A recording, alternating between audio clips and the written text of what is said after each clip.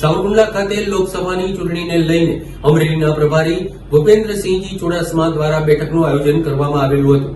લોકસભાની ચૂંટણીને લઈને અમરેલી લોકસભાની બેઠકને સાવરકુંડલા ખાતે પૂર્વ કેબિનેટ મંત્રી અને અમરેલીના પ્રભારી ભૂપેન્દ્રસિંહ ચુડાસમાજીએ જિલ્લા પંચાયત, તાલુકા પંચાયત, નગરપાલિકાના ચૂંટાયેલા જનપ્રતિનિધિઓ સાથે પરામર્શક બેઠક યોજેલી હતી। આગામી 2024ની લોકસભા બેઠકની 26 બેઠકો પૂરેપૂરી જીતવા અને 5 લાખની લીડથી જીતવાના ચોકઠા ગોઠવવાની ગતિવિધિ સાથેની રણનીતિ કાર્યકર્તાઓને સમજાવેલી હતી।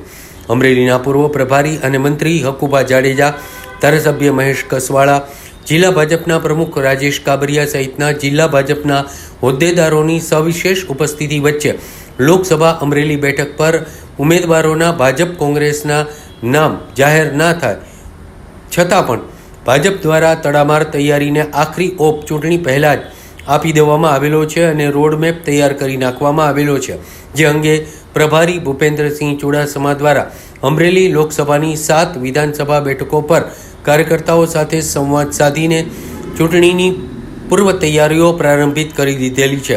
જ્યારે ભાજપ દ્વારા રાજુલા બેઠકના ધારાસભ્ય હીરાભાઈ સોલંકીને ભાવનગર લોકસભા બેઠક પરથી મેદાનમાં ઉતરવા અંગે રાષ્ટ્રીય પાર્લામેન્ટરી બોર્ડ નક્કી કરશે તેવો ગોળ જવાબ ભૂપેન્દ્રસિંહ ચુડાસમાએ મીડિયા સામે આપેલો હતો।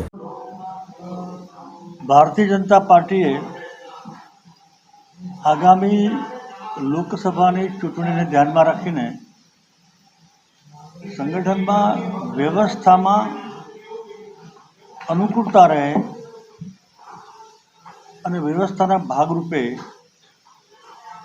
8 ક્લસ્ટર બનાવ્યા છે।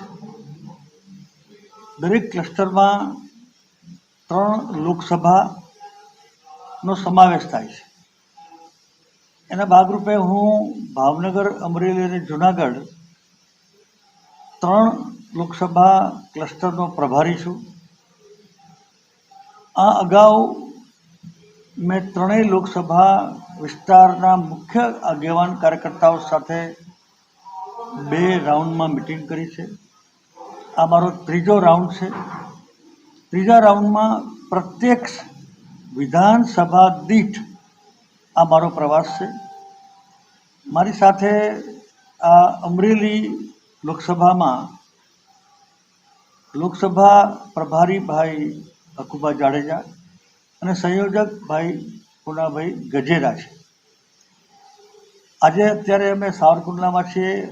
સવારે અમે રાજુલા હતા, આગલી રાત્રે મહુવા હતા, આના પછી અમે ગારિયાધાર જવાના છીએ।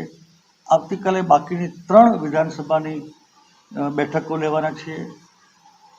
ભારતીય જનતા પાર્ટી 26 ઉપરાંત દેશમાં ભાજપના 370 અને એનડીએના 405નો સંકલ્પ લીધો છે।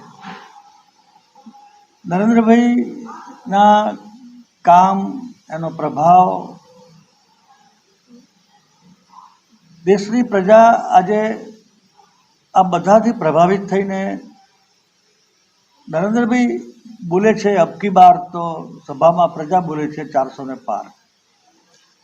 એનું કારણ દરેક વ્યક્તિને લાભ મળ્યો છે।